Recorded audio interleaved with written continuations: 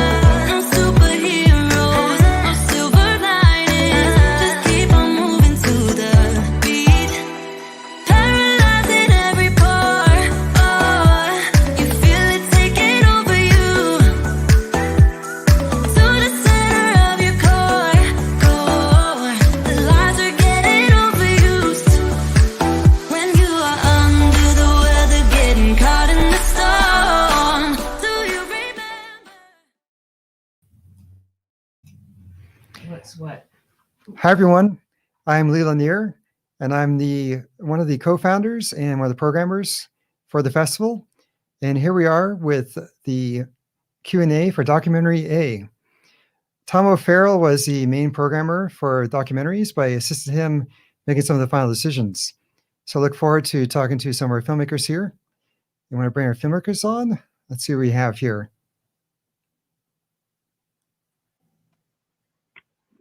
Awesome. I believe we have Emma and Pat. Good to see you both. Okay, good to see you. Would you like to introduce yourselves? We'll start with Emma and just mention which film you worked on and what your role was. So my name's Emma Russo. I'm a recent college graduate, and I directed, produced, and edited The Start of a New Day. And Pat? Hi, I'm Pat Payne, in Las Vegas now, was the writer and narrator of our film, Passenger. It was done by Dana Beasley, a graduate student at NAU at the time. Thank you. Okay, awesome. I'll start with some questions for you both about your films. Let's start with Pat, with Passenger. Passenger is an unusual documentary. In fact, it may even be considered spoken word. So it's a very unusual approach to a topic. Do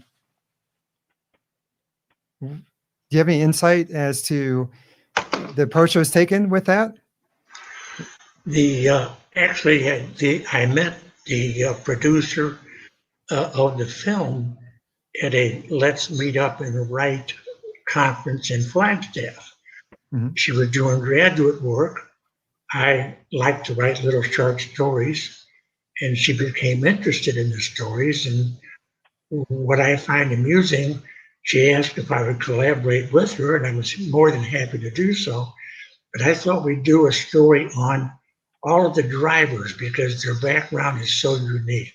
Most retired school teachers, policemen, educators, salespeople. But she liked some of the vignettes I'd written about the passengers I carried. And so that's what we did. I'll also admit to, I'm more than new to the film industry. And when she told me what she was gonna do, she said, I'll send you a copy of it. And of course, I'm an old guy. I was looking for a home movie kind of a thing. Mm-hmm. And when I got what she sent me, totally dumbfounded. I couldn't believe it. In fact, I still watch it today, just marvel at the skills to put together such a film from just simple little short stories. So I find it fun to watch today because it reminds me of the roads I've driven, and I don't today. So under today's lockdown situation, it's a pleasure to watch the film for me. Thank you. So how many years did you drive? Only about 4 or 5 in Flagstaff. I've retired a half a dozen times, and each time I retire, I take a job driving something. Okay. In St. Louis. It was for Enterprise. But I drove the Arizona shuttle for about 4 years, and then they changed names to Groom Transportation. Loved every day of it. You never knew what to expect. Awesome. And Emma, your film is very personal. Now, was that your father in the film itself? Yes. Or is that okay? Were you on the film yourself, or was that your sister? That's my sister. Okay, it's your sister. So it's a very personal film for those who might not have seen it yet, where you look at the passing of your father and what that meant to your family and through your sister, right? How difficult was that to make a film about something that was so personal? It was very difficult, especially because I was doing it through my sister's lens of the experience. Because originally, this was my capstone project. I graduated from Marymount Manhattan College in New York, and my capstone, I wanted to do a day in the life of a young caregiver who is currently, taking care of a family member. And for months, like 4 or 5 months, I couldn't find anybody, no matter any network I tried. And because I didn't want to keep it as personal. And then finally, when I was ready to just like give up, my professor was like, well, have you ever like talked to your sister about it? And I hadn't even thought of that. And so when I asked her if she did it or if she wanted to do it, she said yes. And I said, I'll just try to do your story of it justice and try to be as separate as I could be, and not influence her, but also keep that personal touch. And it took a really long time to be able to kind of get into that groove of keeping it personal, but also staying separate. Did you actually edit the film yourself also? Yes, because by the time editing came around, the pandemic had just hit. So all of us college kids, we had to go our separate ways. So I was the only one who edited all of it. You think it was more difficult to get perspective, or were you able to have other people come in and take a look at it to let you know how it was shaping up?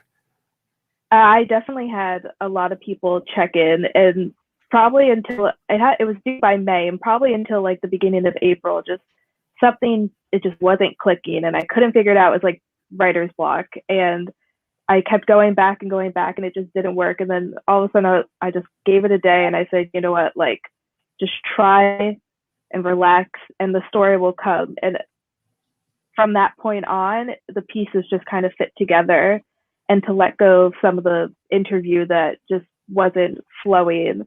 And I really have to thank my professors, Dan Hunt and Aaron Greenwell, for helping me and just really seeing like the strong bones of it. Mm-hmm. Question for Pat. Now, you said you met the producers at a short story writing event. Was that it?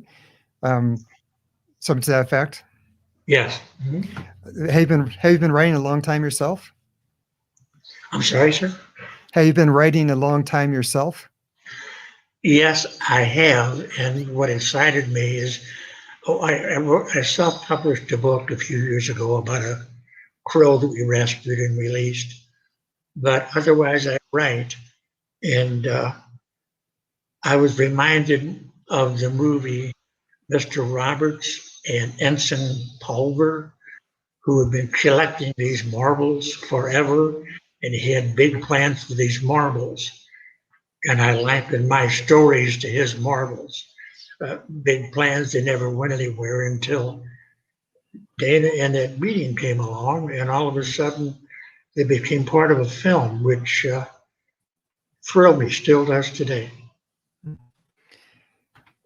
When you write, do you ever imagine the pictures? Were you surprised to see what you chose? No. Or did it seem to fit? Yeah. I just write. I enjoy writing, and published a few things in newspapers, but nothing that impressive. And this movie, no, I never thought of it. But after that happened, I thought, what a neat thing to do. These stories just came to life on film, and it opened up a whole new dream, I guess. That's great. Emma, so this is a documentary. Have you worked strictly with documentaries, or have you also worked with dramatic pieces or fiction? So far, I've been just doing documentaries. Basically, all my school projects were documentary based, but I think after being so immersed in that, I do want to like move on or try fiction just because it's something I've never done before. Well, do you have affinity for documentaries? Were you kind of naturally drawn to that area of filmmaking first? Yeah, I've always loved documentaries just because people's stories are just sometimes they're so unbelievable and you can't believe that the plot was real life. I know every film has a bias to them, but that's what always drew me to documentaries is like, people live that. So that I always wanted to tell people stories.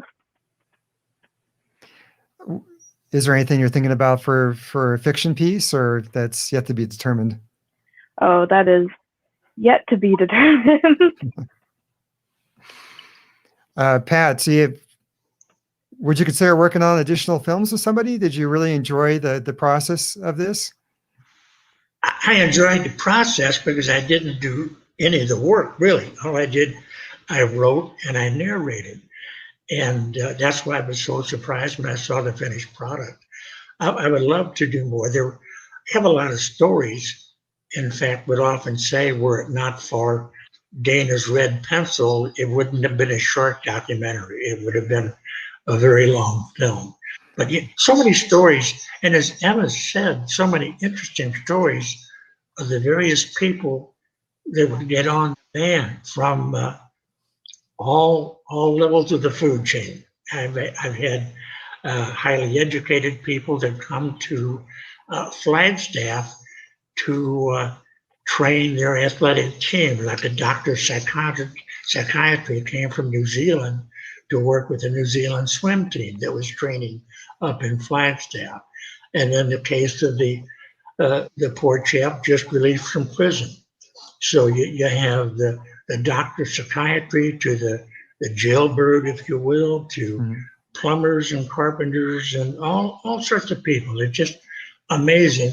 And I wrote a lot of stories about many of them. But as Emma said, so many interesting stories out there. Mm-hmm. Did you enjoy the narration process? Was that easy, or did you find that difficult? I did because she fooled me. I didn't know what I was doing. She said she would like to record some of this, and I thought, okay, that's what she's doing in the creation of her film. And low budget, we went to the little library in Williams, Arizona, and got a corner of the building, and she gave me a little mic. And I didn't realize I was narrating a film. I thought I was providing her information, but I think that's the skill of the producer. Had I have known it, it probably wouldn't have turned out near as well. So, well, it seems she very tricked me. natural. Yeah, it seems very natural. So that's pretty clever on her part. So I'm glad you're happy with the film and not mad at her. I'm very happy for being selected. Thank you again. Oh, you're welcome. Emma, so you said you're in your master's program or your undergraduate program right now? I just finished my undergraduate in May. Okay. Yeah. How was I'm sorry, which school did you go to again? Marymount Manhattan. Okay. In New York So City. how important do you think it is to have film schools to teach some of these skills?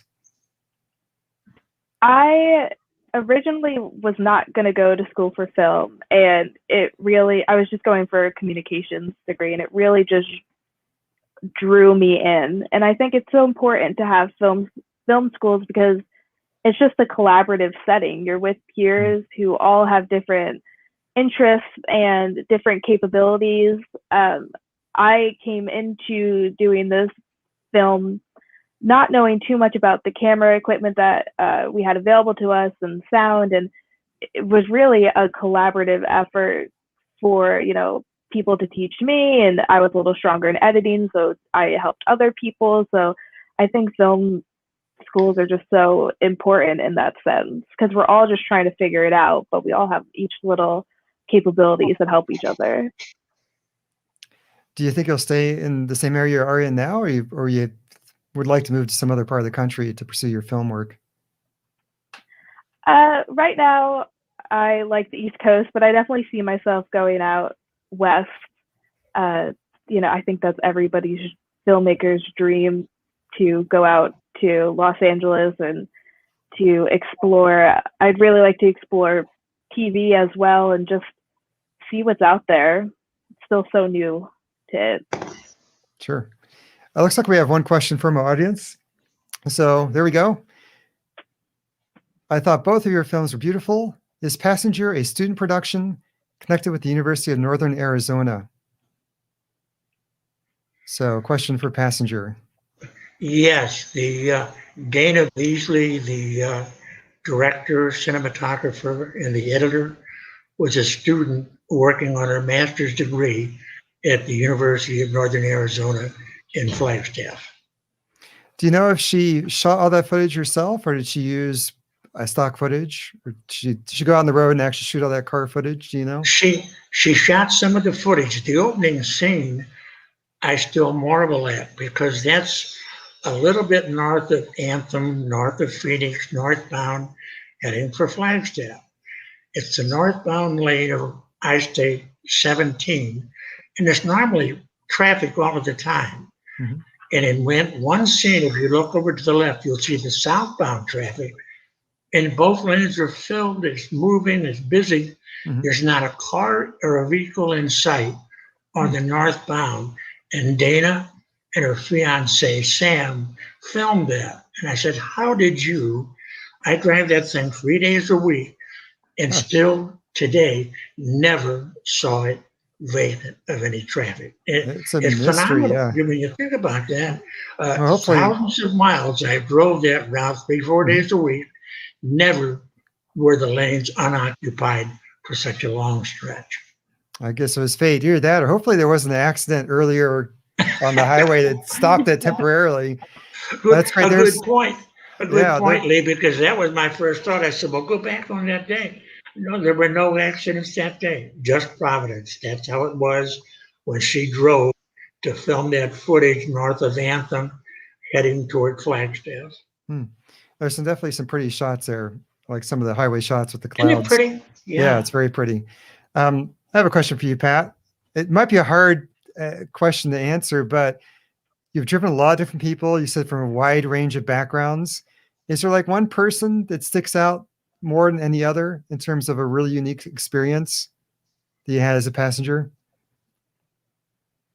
As soon as I would say that, I'd have to contradict myself. Okay. So very difficult. Yeah. Yeah. But, yes, there was a lady, and I can say older woman because I'm quite old myself.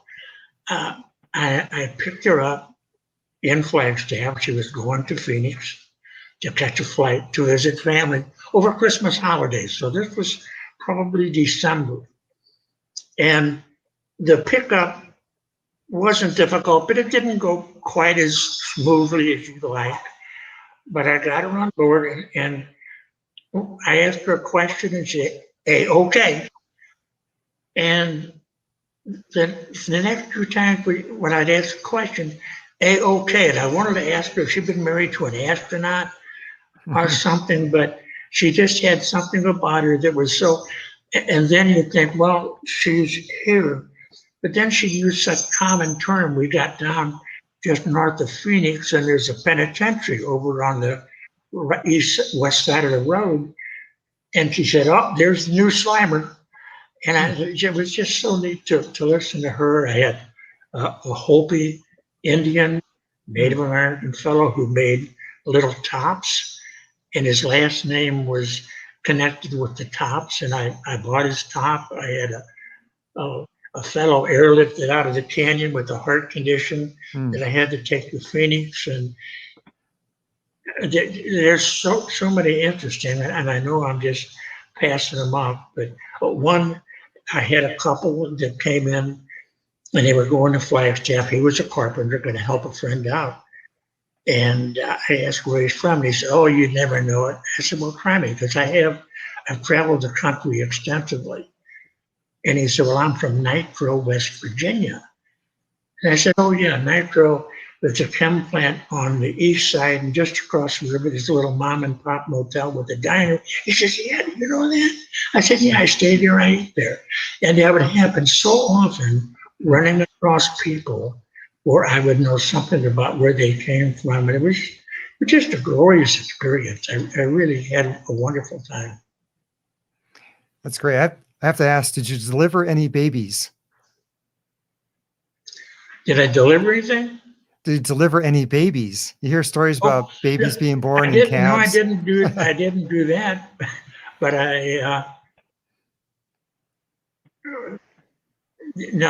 didn't deliver any babies. Okay, all right, just checking. Yeah. Emma, so you're kind of naturally drawn to documentaries. Are there any particular documentaries that you yourself have really enjoyed that you would encourage other people to watch? Yes. Well, one of the documentaries that really helped me make my own was called Endgame. It was a short documentary about hospice living in San Francisco, and it about 40 minutes. I think it was nominated for an Oscar. And it was so beautiful to see that topic being shown. It was on Netflix. I don't know if it's still available there, but to see, the topic of hospice and death, it's not talked about often in a very raw way. And that's another reason why I wanted to make my film, is especially as a young person, it's just not really discussed.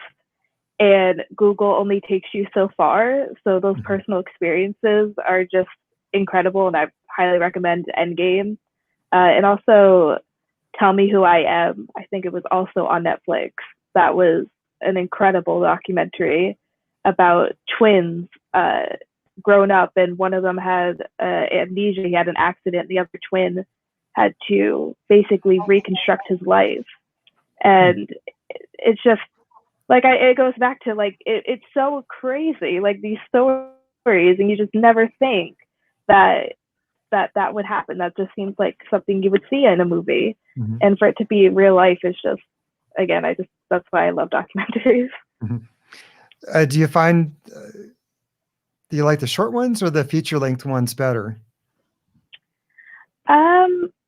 I actually really like when they're episodic. And I know Netflix has been really getting into that. Just watch like the Challenger documentary series or Wormwood. So it's really up to the topic, but I do like when they're longer, so you get more detail. Mm-hmm. Do you see any advantages of a short documentary? Advantages of a short documentary? Yeah. Is it more suited to certain stories? Is it just, I don't know. I think it gives people a taste of a topic. And that's what I like about short documentaries is, I'll see something, it grabs you for 10 minutes. And then usually after that, I'm Googling, I want to know more about it. I want to know more about it, or just to hear somebody's story, or just a part of the country or the world that I don't know about. Even in short bursts, it's still incredible storytelling. Mm-hmm. Well, now that we have Netflix and all the streaming, is it, have you found that there's quite a bit of good documentary material out there right now? Yeah, and I think even on the shorter end, even like Facebook videos, I can go down a wormhole of little 5-6 minute, the BBC little documentaries about people, and it's just so accessible now. And like I said, I spend hours. I can go down such a rabbit hole of things. Well, that's a good point, because not only do you have the professional documentaries, but you have like the BBC, but you have all the people just making their own work just for fun on the topic. And sometimes somebody else will cover that topic. So that's good. Let's see. What are questions do we have? Do you have questions for each other? I don't know. Did you have a chance to see each other's films yet? I do have for Emma. You mentioned Endgame. We have a friend now involved in the hospice. Did you write the end game, or where might I find it? Endgame, it was on Netflix for a while now. I'm not sure if it's still on there, but it should be on some sort of streaming platform. Okay, thank you. Well, that actually leads to a question for Emma.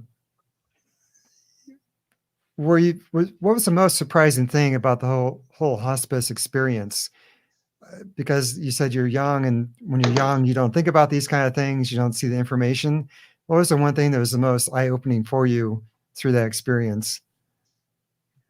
Well, this is actually a little bit that Summer talked about too. Is like, especially in like movies, stereotypically people have their famous last words, and there's usually like a big, grand, gesture that happens. But really, it's a lot of quiet time. It's a lot of waiting. It's I mean, and again, everybody's experience is different, but it was a much slower decline, and really it actually gave us time to have really quality family time, and to just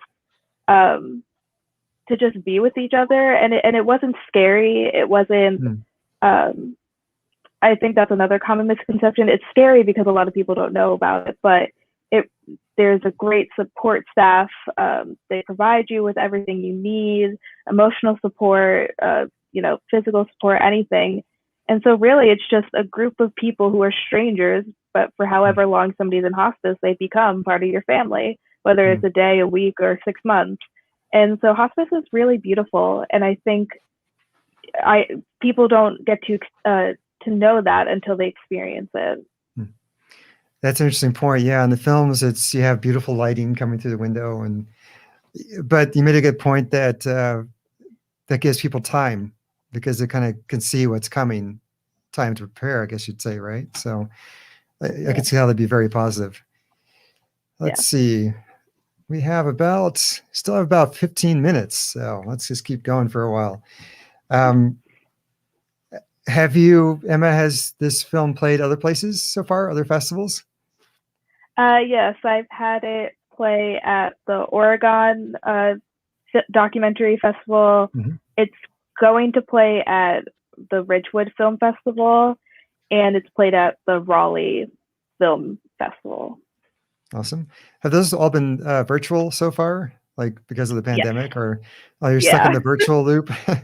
Yeah. So hopefully there'll be some other festivals down the road where we get back in person. You can see it with the audience and all that. I mean, one thing I miss personally is the physical proximity to everyone, and hearing the audience react in the theater is a fantastic part of it. Although I have to say that it's nice having the Q&As because now we can invite filmmakers from everywhere to participate. And it's something we might keep because, obviously it's expensive to travel. People have to work. So not all filmmakers can arrive to the festival in person, even if they wanted to. So hopefully I'll have a long trip on the festival circuit, and you'll have a chance to get to that. Pat, have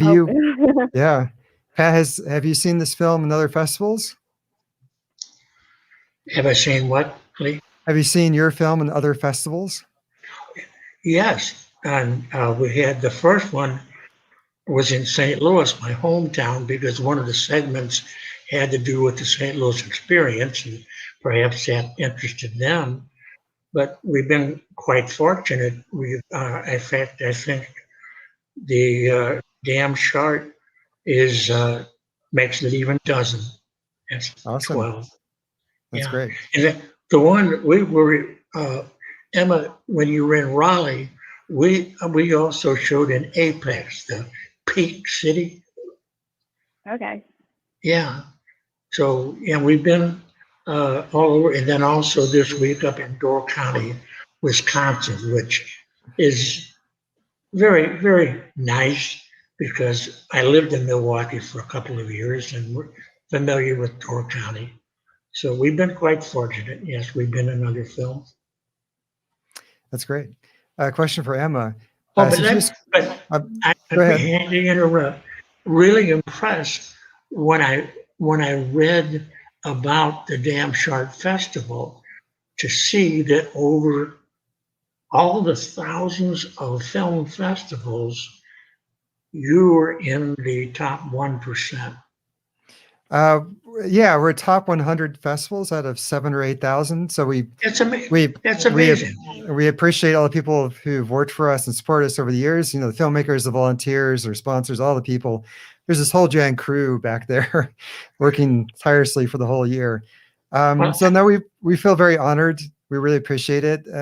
I will mention that, you know, we've tried to stick to our mission statement over these long years, which is find really good films to show to our audience and treat the filmmakers well.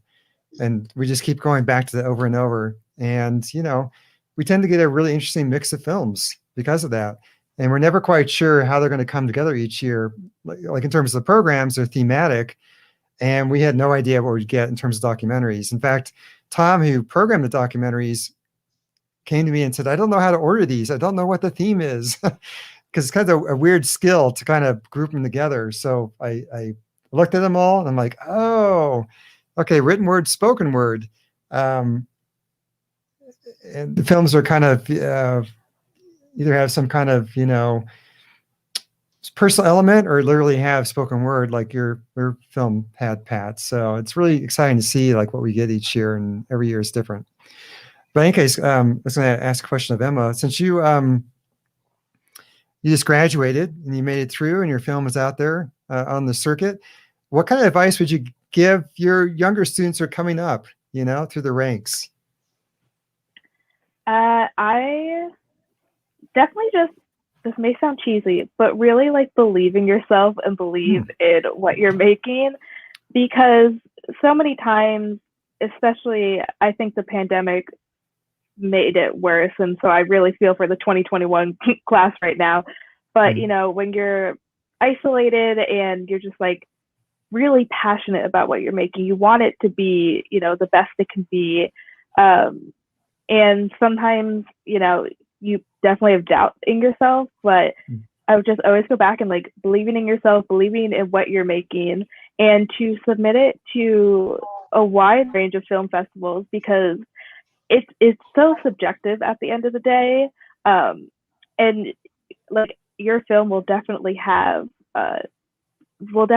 somebody's eye. It may not be who you think, it may not be the festival that you think, oh, I'm going to be a perfect fit for, but somebody is going to relate to it in some way. So just keep creating, and yeah. That's a really good point. Yeah, I really like hearing that. Yeah, especially since the pandemic, we're all kind of like boxed off, which is really difficult. One thing I mentioned about the film festival circuit, you said, you know, submit to a wide variety, which I think is a very smart thing to do when you're starting out. As you maybe do it after a few more years, you'll start to figure out which festivals kind of fit your film or the right personality, and you start to get a sense for that. But you're right that it is completely subjective. You know, we have a film review committee that go through all the films. We have all the programmers and lead programmers. At the end of the day, we're just trying to pick films that we think our audience will like. But that's based on our audience, and it's based on where we're located and what we've traditionally had. And it has nothing to do with how it's going to work in LA or any other city in Raleigh or anywhere else. So in fact, from my own personal experience, I found that like one of my own films will get, you know, incredible laughs at one location, and then some other location will be dead silence, like crickets, like people have no idea what's going on. I'm like, what happened to my film? Well, the reality is nothing happened to the film. To Emma, you know, like Emma mentioned that, you know, you'll find somebody who appreciates it. And it does take sometimes takes a little while to figure out what locations in the country or other countries where it really sticks well, because there's all sorts of different cultures and backgrounds to find the people that really get it. But once you get that, it's really golden. So, and particularly, you know, once everyone has a chance to get back to being in real theater, to hear that the audience, you know, is fantastic when you hit it right. It makes all the other audiences worth it. If you have kind of a rough audience someplace else, it's kind of like people who are stand-up comedians. Sometimes they get the room, sometimes they don't, and that's fine. But you're right. You have to believe in yourself. As long as you feel what you're doing is important, it doesn't matter. You just do it and you finish it. And I guess that's what it's like to be an artist. But I'll ask you this, Pat. you've done, a number of creative things of your life. What's your perspective on that? Like, how important is it for you to get up and write your stories about your experiences? I think now more important because less busy, and it forces me to not think about myself and my problems or situation, and just enjoy so much on some stories that at first thought, well, I'll write about this, and it's not important. But the more you think about it, it can be very interesting when you look at all the facets involved. Just so yeah, I enjoy writing. It's fun. You can get as Emma, you get lost in it, and it's relief. It's great. Now, did you start writing fairly late, or you've been writing a long time? I hate to say I've been writing so long because I don't have much of a successful record to point at, but I enjoyed writing in high school. I was on the high school newspaper, co-editor of the newspaper. That's 100 years ago. And, well, no, but it's great that you stayed with it. You stayed with it because you enjoyed it and you thought it was important. So yes, yeah. Can I ask how old you are? Is that polite? Oh no, 88. 88. So you're writing and having films made at 88. So I think that shows that it's never too late. You can always, if you want to start something new, it's never too late to do that either, right?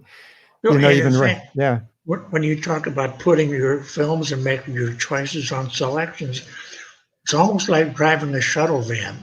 You're going to have 8 to 12 people on board, and they're all different, and they have likes and dislikes. And okay, let's get them loaded up and hope everyone is friendly and happy, And for the most part, they are. People I found are quite good. Quite good. So. There's your next book. It'll be the Life According to a Driver, or the Zen of Driving, or something like that, like the philosophy of driving. How's that? Yeah, well, and I could go on. So one was, I thought right when I'm not finished yet, and that ended because of a trip I had made to Phoenix to fly late at night, raining, typical condition you don't want to be out in, and I thought I was finished. There was a gentleman, older gentleman at the train station who'd just come in to visit his mother, and he'd missed his connection to Phoenix.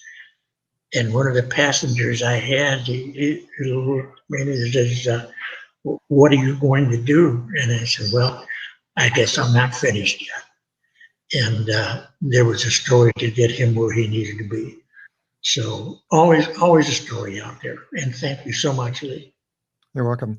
We have one question coming in for Emma. You want to pop the question up? There we go. Emma, what's your short-term plans, work, grad school, or something else? Well, right now, I don't plan on going to grad school. I'm kind of in a limbo of getting work and, all of this pandemic stuff. But right now, I've just been trying to consume as much film as I can and to sharpen my skills with Avid and Premiere, just overall. So when I do get back to working or I start my next project, that I'm more prepared. Okay, awesome. Yeah. Well, I think it's a good time to wrap up the questions. I'll mention a few things before we go. Of course, thank you guys for joining us on this virtual Q&A. I appreciate it.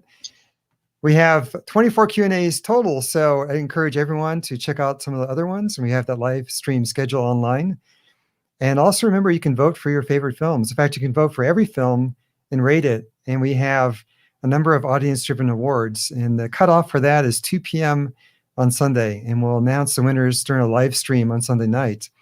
And it's okay if you guys vote for your own films too. That's fine. You can do that.